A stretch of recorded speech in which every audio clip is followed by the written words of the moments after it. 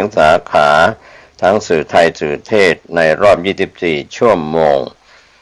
ผมเกษตรเพชรตำลิดบรรณาธิการข่าวก้าวหน้านิวก็มีการรายงานข่าวท่านที่ติดตามข้อมูลข่าวสารเพิ่มเติมได้ที่ www.gawnahnew.com ก็เป็นส่วนของเว็บไซต์ gawnahnew.com ก็เป็นส่วนหนึ่งของสื่อสารที่ทำหน้าที่วันนี้ข่าวชาวบ้านมีเรื่องราวที่น่าสนใจเกี่ยวกับเปิดสาเหตุฝุ่นเหนือค่าพุ่งเกินมาตรฐานเชียงใหม่อันดับหนึ่งของโลกคุณภาพอากาศแย่สุดๆก็เป็นความคืบหน้าเปิดสาเหตุฝุ่นเหนือพุ่งเกินมาตรฐานเมียนมาถึงราวเผาหนาตาทำเชียงใหม่เมืองอันดับหนึ่งของโลกคุณภาพอากาศแย่สุดเผย17จังหวัด PM 2.5 เกินค่ามาตรฐานก็เป็นการรายงาน16มีนาคม2568ที่ผ่านมาผ่านคมชัดลึกออนไลน์ได้รายงานบรรยากาศถึงสาเหตุฝุ่นเหนือพุ่งเกินมาตรฐานเมียนมาราวเผาหนาตาดังกล่าวโดยได้รับการชี้แจงเรื่องนี้จากรองศาสตราจารย์ดร.วิษณุอัฏฐวานิชคณะเศรษฐศาสตร์มหาวิทยาลัยเกษตรศาสตร์ได้ชี้แจงผ่านเฟซบุ๊กส่วนตัวว่าสถานการณ์ฝุ่น PM 2.5 เมียนมาเผาทำจุดความร้อนสร้างสถิติสูงสุดใหม่ในปีนี้เอาใจช่วยพี่น้องชาวภาคเหนือที่กำลังโดนลมฝุ่นพิษ PM 2.5 จากการเผาในภาคการเกษตรและป่าไม้ทั้งในประเทศและต่างประเทศแรกที่เห็นชัดจุดความร้อนในประเทศไทยเราลดลงอย่างมากขณะที่เพื่อนบ้านอย่างเมียนมาและสปป.ลาวยังเผากันหนาตาส่วนภาพที่สองนั้นบ่งชี้ว่าเมียนมากำลังเร่งเครื่องโดยเผาระดับเกิน 1,000 จุดและน่าจะทำสถิติสูงสุดใหม่จากปีนี้ไปเรื่อยๆส่วนภาพที่สามแสดงค่าดัชนีคุณภาพอากาศที่อยู่ในระดับสีแดงและสีม่วงซึ่งเป็นระดับที่อันตรายถึงอันตรายมากต่อสุขภาพก็เป็นภาพที่เกี่ยวข้องกับภาพถ่ายดาวเทียมท้ายสุดข้อมูลนี้สะท้อนให้เห็นว่าถ้าคนไทยจะได้สูดอากาศสะอาดจริงๆการแก้ปัญหาเฉพาะภายในประเทศยังไม่เพียงพอรัฐบาลต้องเร่งแก้ปัญหาเชิงรุกให้มากกว่าปัจจุบันกับการเผาในประเทศเพื่อนบ้านร่วมด้วยช่วยกันเพื่อสุขภาพที่ดีขึ้นของคนไทยทุกคนทางด้านศูนย์สื่อสารการแก้ไขปัญหามลพิษทางอากาศรายงานการติดตามตรวจสอบคุณภาพอากาศ16มีนาคมช่วงเช้าสรุปว่าภาพรวมปริมาณ PM 2.5 บรรยากาศเมื่อวานนี้ในประเทศพบเกินค่ามาตรฐาน1จังหวัดเชียงราย2เชียงใหม่3น่าน4แม่ฮ่องสอน5พะเยา6ลำพูน7ลำปาง8จังหวัดตาก9จังหวัดบึงกาฬ10หนองคาย11จังหวัดเลย12จังหวัดนครพนม13มุกดาหาร13จังหวัด14จังหวัดขอนแก่น15จังหวัดกาฬสินธุ์16จังหวัดอำนาจเจริญ17จังหวัดยโสธรส่วนภาคเหนือเกินค่ามาตรฐานเป็นส่วนใหญ่ตรวจวัดได้ 22.4 ถึง 146.2 ไมโครกรัมต่อลูกบาศก์เมตรสำหรับภาคตะวันออกเฉียงเหนือเกินค่ามาตรฐาน9พื้นที่ตรวจวัดได้ 12.3 ถึง 60.9 ไมโครกรัมต่อลูกบาศก์เมตรภาคกลางและภาคตะวันตกภาพรวมอยู่ในเกณฑ์ดีตรวจวัดได้ 12.8 ถึง 30.5 ไมโครกรัมต่อลูกบาศก์เมตรภาคตะวันออกภาพรวมอยู่ในเกณฑ์ดีตรวจวัดได้ 10.5 ถึง 33.3 ไมโครกรัมต่อลูกบาศก์เมตรภาคใต้ภาพรวมอยู่ในเกณฑ์ดีมากตรวจวัดได้ที่ 7.3 ถึง 11.0 ไมโครกรัมต่อลูกบาศก์เมตรส่วนกรุงเทพมหานครและปริมณฑลโดยสถานีตรวจวัดของ คพ.ร่วมกับกรุงเทพมหานครภาพรวมอยู่ในเกณฑ์ดีตรวจวัดได้ 12.9 ถึง 34.0 ไมโครกรัมต่อลูกบาศก์เมตรคำแนะนำทางด้านสุขภาพประชาชนทั่วไปควรเฝ้าระวังสุขภาพลดเวลาการทำกิจกรรมกลางแจ้ง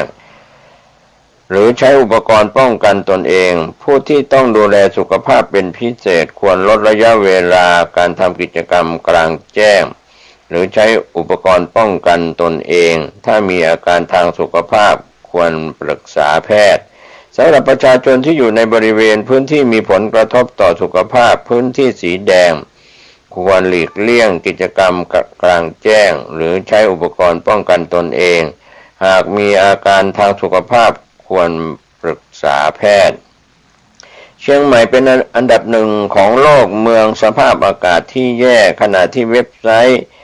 รายงานอันดับคุณภาพอากาศตามเมืองสำคัญของโลกปรากฏว่าจังหวัดเชียงใหม่ขึ้นเป็นอันดับหนึ่งของโลกเป็นเมืองที่มีมลพิษมากที่สุดของโลกโดยคุณภาพอากาศอยู่ที่ 168 USAQI บวกก็เป็นส่วนที่เปรียบเทียบบรรยากาศเชียงใหม่ถือว่าเป็นอันดับที่แย่ในระดับโลกทีเดียวก็เป็นเรื่องราวที่เราได้ติดตามการรายงานอากาศก็เป็นข้อชี้แจงจากสื่อข่าวสดออนไลน์ขอบคุณผู้รายงานชี้แจงข่าวเรื่องนี้รองศาสตราจารย์ดร.วิษณุอัฏฐวานิชคณะเศรษฐศาสตร์มหาวิทยาลัยเกษตรศาสตร์ได้ชี้แจง 16 มีนาคม 2568 ที่ผ่านมาข่าวคืบหน้าบรรยากาศแย่ๆของเชียงใหม่ซึ่งเสียหายบรรยากาศการท่องเที่ยวของพื้นที่เชียงใหม่เป็นอย่างมากก็บางคนบางท่านก็เจ็บป่วยไม่สบายเรื่องของอากาศที่แย่ๆอันดับหนึ่งของโลกเสียบรรยากาศการท่องเที่ยวหลายคนไม่เดินทางมาในพื้นที่เชียงใหม่และภาคเหนือก็เป็นผลพวงจากการเผาในเมียนมาลาวเผาหนาตาPM 2.5 จึงเกินค่ามาตรฐานวันนี้ก็ติดตามข่าวคืบหน้าได้ขอบคุณข่าวสดออนไลน์รายงานข่าวนี้วันนี้มีข่าวประกอบเสียงจากจังหวัดลำพูนเป็นข่าวภูมิภาคจากมติชนออนไลน์หัวข้อข่าวโดนลองของใส่มาสวนกลับก็เป็นการโดนลองของตั้งแต่วันแรกวีระเดชผู้พิสิทธิ์นา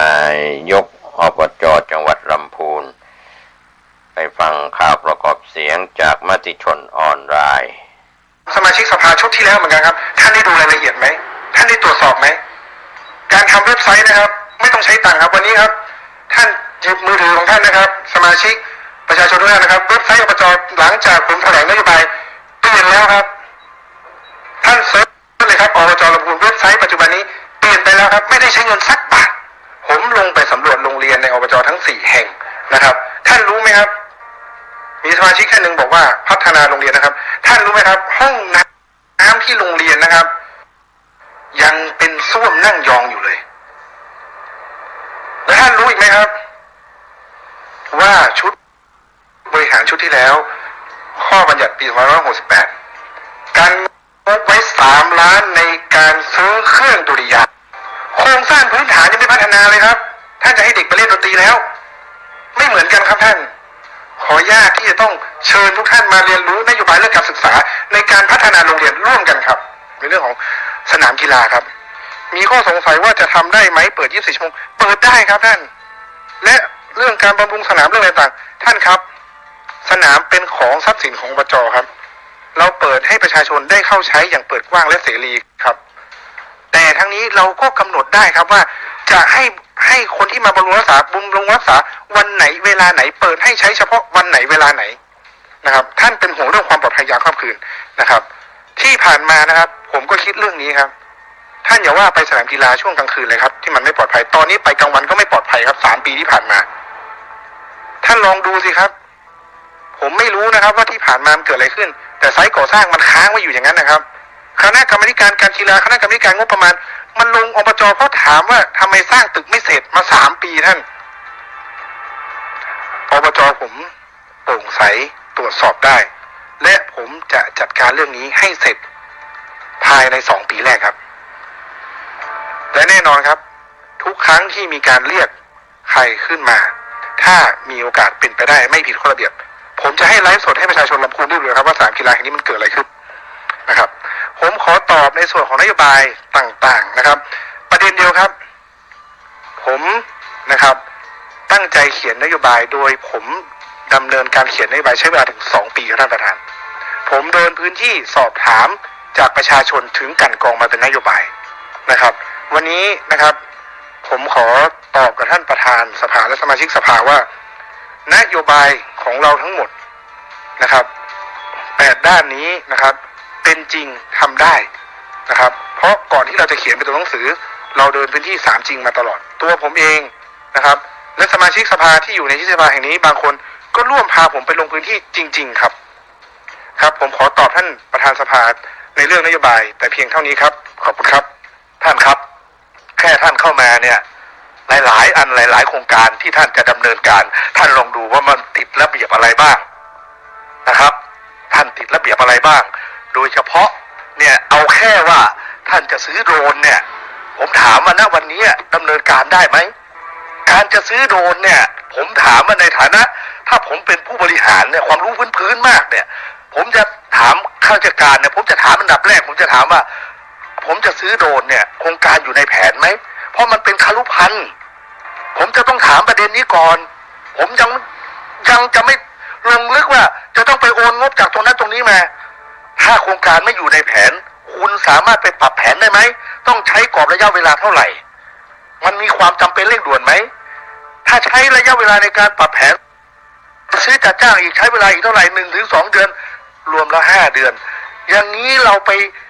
ตั้งไว้ในข้อบัญญัติปี69ไหมเพราะมันก็ต้องปาเข้าไปกรกฎาคมสิงหาแล้วผู้บริหารต้องยื่นร่างข้อบัญญัติงบประมาณรายจ่ายในวันที่ก่อนวันที่15 สิงหาคมซึ่งเป็นระเบียบของอบจ.อยู่แล้วฉะนั้นนะครับหลายๆอันหลายๆอย่างพอซื้อตรงนี้ไม่ได้ไม่โครงการไม่อยู่ในแผนนะครับปรับแผนได้ถามว่าอยู่ในอำนาจหน้าที่ไหมไม่อยู่ในอำนาจหน้าที่อีกเพราะว่าโดนซื้อมาอะไรมาดำเนินการดับไฟป่าผมถามว่าไฟป่าเกิดที่ไหนป่าไม้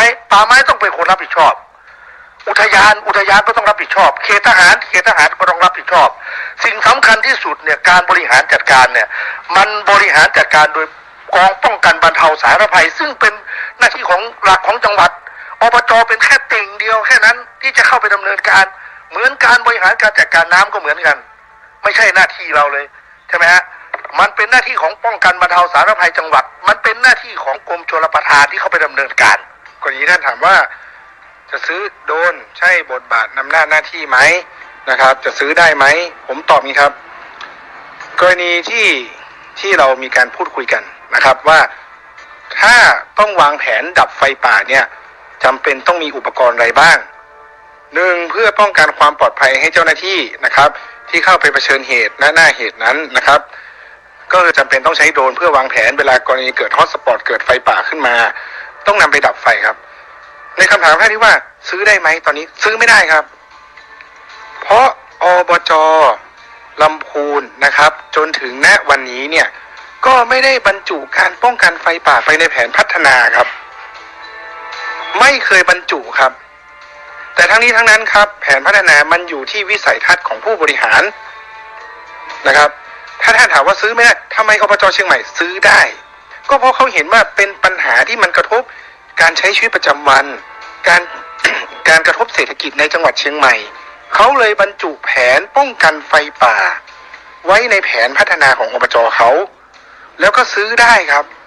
เพราะในเมื่ออยู่ในแผนแล้วสามารถจัดซื้อคุรุพันธ์ได้ครับเราถึงแม้จะไม่ใช่บทบาทหน้าที่อบจ.โดยตรงเป็นการงานของปภ.ซึ่งเป็นงานของส่วนข้าราชการในส่วนของจังหวัด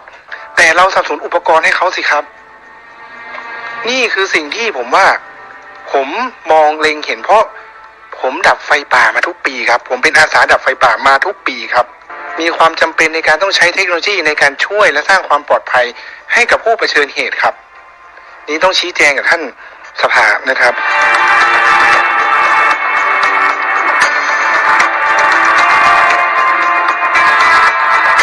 ท่านนายกองค์การบริหารส่วนจังหวัดลำพูนแถลงนโยบายครับ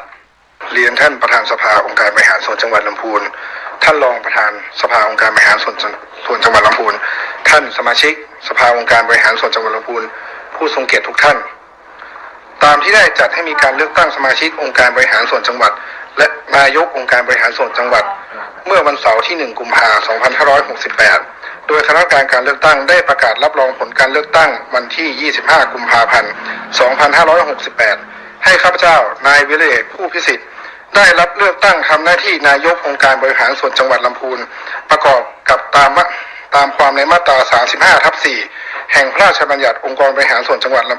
พ.ศ. 2540 แก้ไขเพิ่มเติมถึงฉบับที่ 5 พ.ศ.